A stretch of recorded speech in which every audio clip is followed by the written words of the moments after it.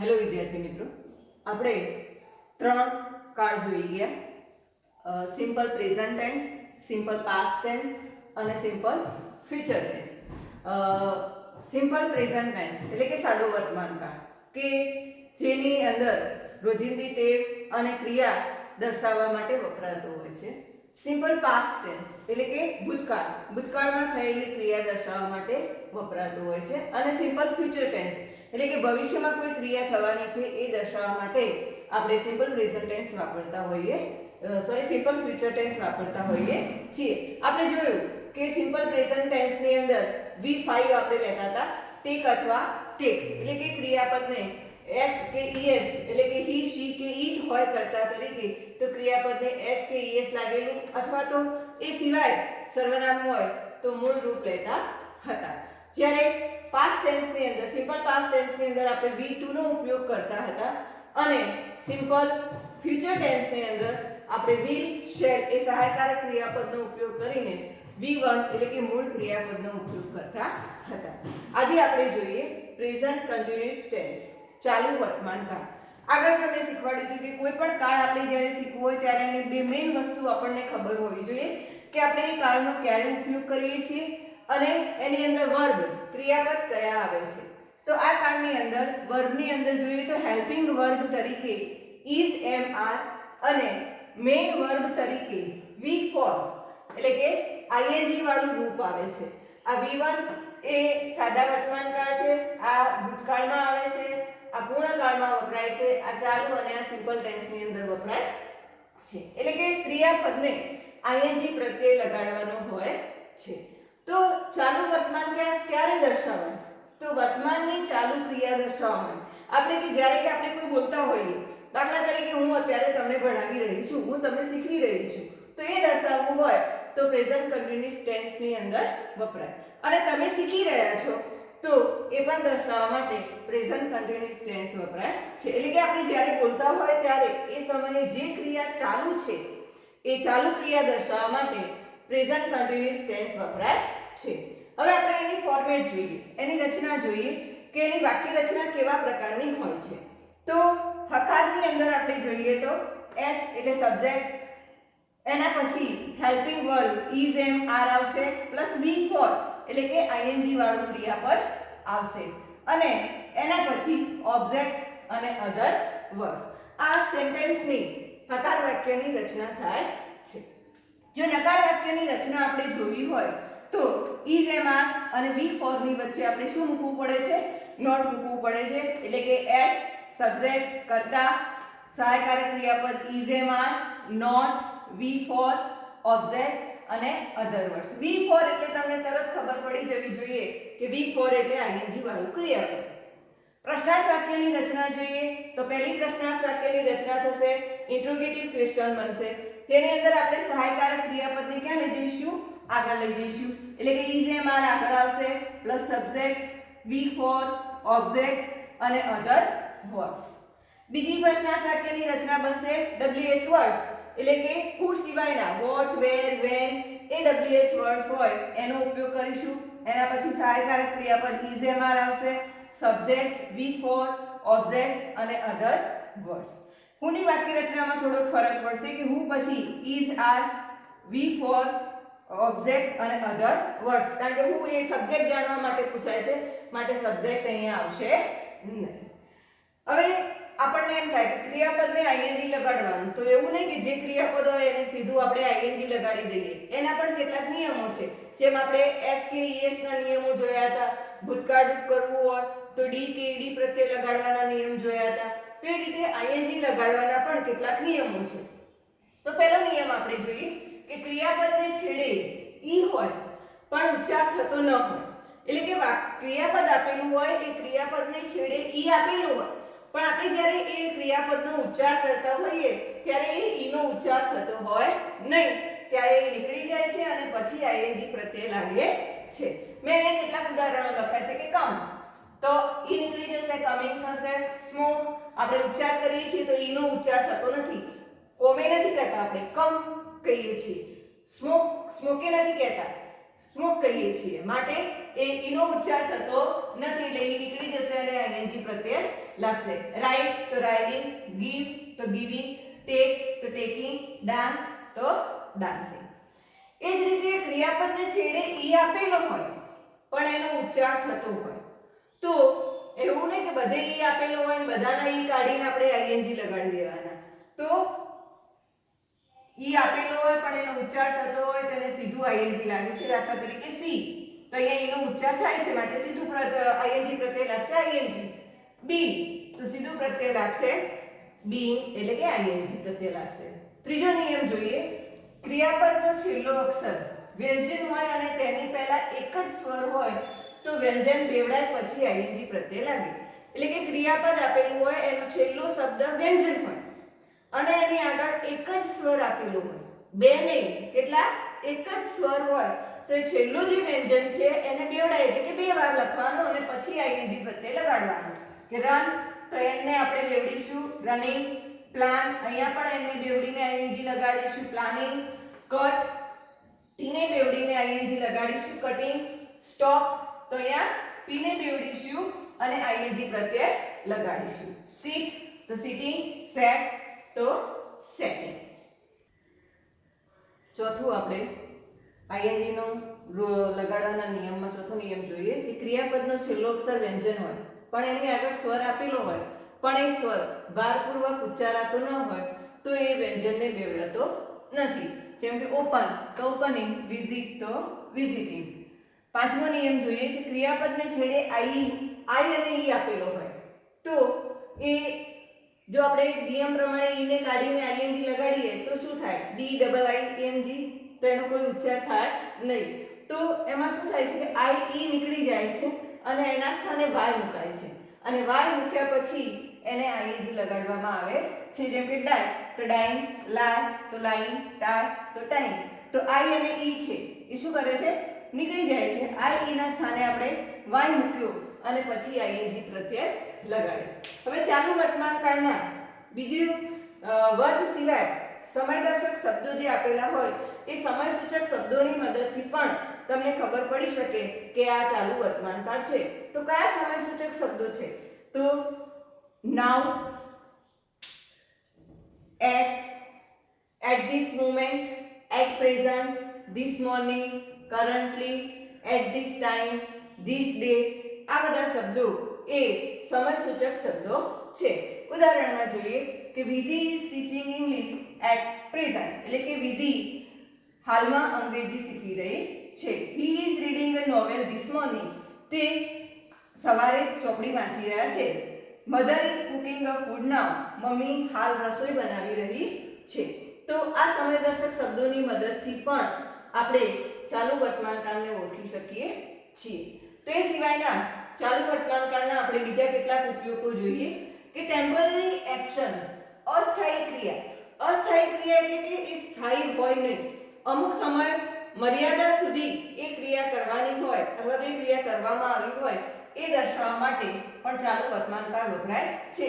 જેમ કે બોલતી વખતે એ થતું નથી, આપણે જ્યારે બોલીએ છીએ ત્યારે એ વસ્તુ થતી નથી, પરંતુ અમુક સમયની આસપાસ અથવા તો અમુક દિવસોથી એ કાર્ય થઈ રહ્યું છે. આપણે જ્યારે બોલતા હોઈએ, આમ તો ચાલુ વર્તમાન કાળ આપણે જ્યારે બોલતા હોઈએ ત્યારે દર્શાવવાનો હોય છે, પણ અહીંયા આપણે બોલીએ ત્યારે ક્રિયા નથી થતી, પરંતુ એ અમુક એ સમય આપણે જ્યારે બોલતા હોય સમયની આસપાસ અથવા તો એના અમુક દિવસોથી એ ક્રિયા થઈ રહી છે એવું દર્શાવવા માટે પણ ચાલુ વર્તમાન કાળનો ઉપયોગ થતો હોય છે. જેમ કે Monica is living in Surat. Monica સુરતમાં રહે છે પણ કેવી રહે છે, અસ્થાયી રૂપે રહે છે, કાયમી રહેતી નથી એટલે કે કેટલાક સમયથી રહેતી આવી છે. My father is reading the Ramayan. મારા પિતા રામાયણ વાંચી રહ્યા છે. તો અત્યારે જ વાંચે છે એવું નહીં, કેટલાય દિવસોથી એ વાંચે છે. આપણે નથી કહેતા કે કોઈ કથા ચાલતી હોય અને એ કથામાં જ્યારે કોઈ સ્વામી કોઈ કથાનું વાંચન કરતા હોય તો આપણે કહીએ છીએ કે કથા ચાલુ છે. તો એ વખતે ચાલુ ભલે ના હોય, પૂરી થઈ ગઈ હોય તો આપણે કહીએ કે એ કથા ચાલુ છે. તો એ દર્શાવવા માટે આપણે સાદો વર્તમાન કાળ વાપરીએ છીએ. Anjali is studying science this days. Anjali આ દિવસોમાં વિજ્ઞાન ભણી રહી છે એટલે કે હાલમાં જ્યારે તમે બોલો છો ત્યારે નથી ભણતી, પણ કેટલાય દિવસોથી એ ભણતી આવે છે. તો એમ અસ્થાયી ક્રિયા દર્શાવવા માટે કે આપણે જ્યારે બોલતા હોય ત્યારે ક્રિયા ન થતી હોય, પણ કેટલાક દિવસોથી એ ક્રિયા ચાલુ આવતી હોય, એ દર્શાવવા માટે પણ ચાલુ વર્તમાન કાળ વપરાય છે. એનો બીજો નિયમ છે કે નજીકના ભવિષ્યના કાર્યક્રમ કે યોજના દર્શાવવા માટે, એટલે કે નજીકના ભવિષ્યમાં કોઈ કાર્યક્રમ થવાનો છે અથવા તો નજીકના ભવિષ્યની કોઈ યોજના છે એ દર્શાવવા માટે પણ ચાલુ વર્તમાન કાળ વપરાય છે. કે she is going to Goa tonight, તેણીની આજ રાત્રે ગોવા જશે. તો જઈ રહી છે. I am leaving for Rajkot next week, હું રાજકોટ માટે આવતા અઠવાડિયે હું રાજકોટ જઈ રહ્યો છું. તો આમ કોઈ ક્રિયા નજીકના ભવિષ્યમાં થવાની છે એ દર્શાવવા માટે આપણે ચાલુ વર્તમાન કાળનો ઉપયોગ કરી શકીએ છીએ. હવે આપણે એનો ત્રીજો ઉપયોગ જોઈએ કે ઈરાદો અથવા સંભાવનાના અર્થમાં પણ ચાલુ વર્તમાન કાળનો ઉપયોગ થાય છે, જે ભવિષ્યનો ભાવ દર્શાવે છે. એટલે કે કોઈ કાર્ય થવાનો ઈરાદો અથવા તો કાર્ય થવાની સંભાવના હોય એ દર્શાવવા માટે પણ ચાલુ વર્તમાન કાળ વપરાય છે, પણ એની અંદર એ ભવિષ્યનો ભાવ રહેલો હોય છે. કે I am going to see my grandfather, આપણે સિમ્પલ ફ્યુચર ટેન્સની અંદર ગોઈંગ ટુ નો ઉપયોગ આપણે જોઈ ગયા હતા. તો I am going to see my grandfather, he is going to die, એટલે કે મૃત્યુ પામવા જઈ રહ્યો છે નહીં, તે મૃત્યુ પામશે. I am going to see my grandfather, એટલે કે હું મારા દાદાને જોઈશ. તો બતાવે છે ચાલુ વર્તમાન કાળ, પણ એની અંદર ભાવ કયો રહેલો હોય છે? ભવિષ્યકાળનો રહેલો હોય છે. એનો ચોથો ઉપયોગ જોઈએ કે જે વસ્તુ લગાતાર વધી રહી હોય અથવા તો ઘટી રહી હોય તેવો ભાવ દર્શાવવા માટે પણ ચાલુ વર્તમાન કાળ વપરાય છે. જેમ કે her health is gradually improving, એની હેલ્થ એટલે કે એની તંદુરસ્તી સામાન્ય રીતે વધી રહી છે. ઇમ્પ્રુવિંગ એટલે કે એમાં વધારો થઈ રહ્યો છે. The number of audience is increasing, audience ની અંદર ની સંખ્યા વધી રહી છે. એટલે કે કોઈ વસ્તુ અથવા તો કોઈ ક્રિયા વધી રહી હોય અથવા તો ઘટી રહી હોય એવો ભાવ દર્શાવવા માટે પણ ચાલુ વર્તમાન કાળ વપરાય છે. એનો પાંચમો ઉપયોગ જોઈએ તો look, listen, watch, see, hear, run, behold જેવા આજ્ઞાસૂચક શબ્દો, આ બધા આજ્ઞાસૂચક શબ્દો છે.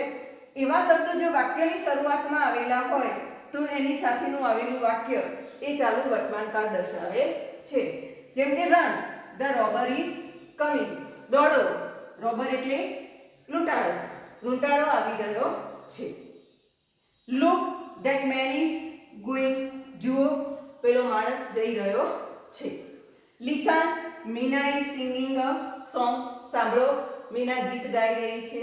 C, the dog is running after the cat, જુઓ કૂતરો બિલાડીની પાછળ દોડી રહ્યો છે. તો આ બધા આજ્ઞાસૂચક શબ્દો છે. રન, લિસન, લુક, સી એ બધા આજ્ઞાસૂચક શબ્દો છે. તો એવા શબ્દોની સાથે એ શબ્દો જ્યારે વાક્યની શરૂઆતમાં આવેલા હોય તો એવા શબ્દોની સાથે ચાલુ વર્તમાન કાળ આવતો હોય છે. એનો છઠ્ઠો ઉપયોગ જોઈએ કે વેન, વાઇલ, એઝ. આપણે આગળ પણ બીજા કાળની અંદર વેન, વાઇલ અને એઝનો ઉપયોગ જોઈ ગયા કે વાક્યની અંદર જ્યારે વેન, વાઇલ અને એઝ આપેલું હોય ત્યારે બે વાક્યો હોય. એ બે વાક્યમાં એક સાદા વર્તમાન કાળમાં છે, આપણે વસ્તુ સાદા વર્તમાન કાળમાં જોયું હતું કે એક વાક્ય સાદા વર્તમાન કાળમાં આવે છે જ્યારે બીજું વાક્ય ચાલુ વર્તમાન કાળની અંદર આવતું હોય છે. કે don't disturb me while I am doing my homework, મને ડિસ્ટર્બ કરશો નહીં કે જ્યારે હું મારું ગૃહ કાર્ય કરી રહ્યો છું. when my mother is cooking food I come, જ્યારે મારા માતા રસોઈ બનાવી રહ્યા હતા ત્યારે હું આવ્યો હતો. while my brother is playing cricket my father comes. જો અહીંયા come અને comes તો શું ફેર છે? તો સાદો વર્તમાન કાળ છે, અહીંયા ફાધર છે એટલે કે આ ત્રીજો પુરુષ છે માટે આપણે ક્રિયાપદને એસપીએસ લાગ્યું. આ પ્રથમ પુરુષ છે માટે ક્રિયાપદનું મૂળ રૂપ આવ્યું. એટલે કે આ સાદું વર્તમાન કાળ છે અને ઇઝ પ્લેઇંગ એ ચાલુ વર્તમાન કાળ દર્શાવે છે. હવે આપણે કેટલાક ઉદાહરણો જોઈએ. તો Mohan is writing his homework at present. હાલમાં મોહન એનું ગૃહ કાર્ય લખી રહ્યો છે. તો આપણે આગળની ફોર્મેટ પ્રમાણે, રચના પ્રમાણે પહેલા એને નકાર બનાવીશું. તો નોટ ક્યાં મૂકીશું? ઇઝ અને રાઇટિંગની વચ્ચે. તો Mohan is not writing his homework at present. બરોબર. હવે એને આપણે બનાવીશું ઇન્ટ્રોગેટિવ ક્વેશ્ચન. તો ઇન્ટ્રોગેટિવ ક્વેશ્ચનમાં શું કરીશું? ઇઝ ને આગળ લઈ જઈશું. તો is Mohan writing his homework at present. પછી આપણે એને જોઈએ WH ક્વેશ્ચનમાં. તો WH ક્વેશ્ચનની અંદર દાખલા તરીકે તમને મોહનની નીચે લીટી આપેલી છે. તો મોહનની નીચે લીટી આપેલી હોય તો શેનાથી કરતા જાણવાનું? એટલે હુથી બનાવીશું. Who is writing his homework at present. Homework ની નીચે લીટી હોય તો what is Mohan writing at present.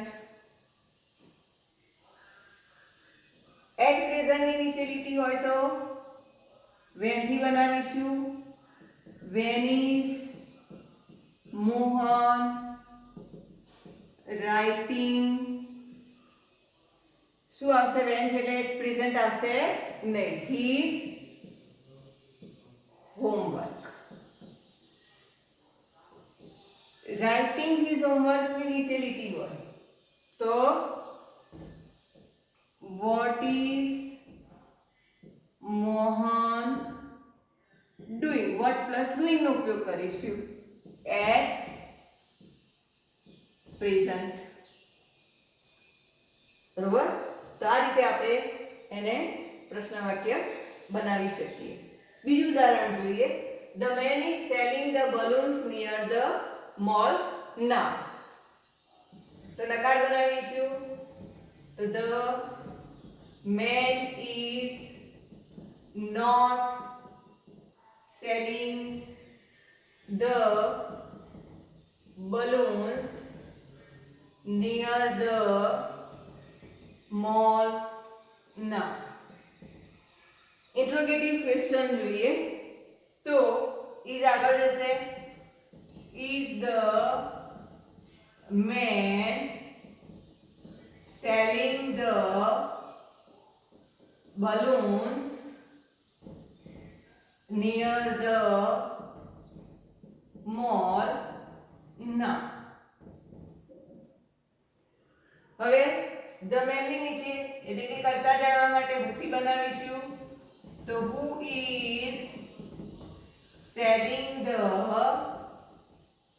balloons near the mall now. the balloons ની નીચે એટલે what થી બનશે. તો what is the man selling near the mall now. selling the balloons નું લઈશું તો what plus do નો ઉપયોગ કરીશું. તો what is the man doing near the mall now. near the mall એની નીચે લીટી આપેલી હોય તો સ્થાન આપેલું છે એટલે શેનાથી બનાવીશું? where. where is the man selling the balloons now.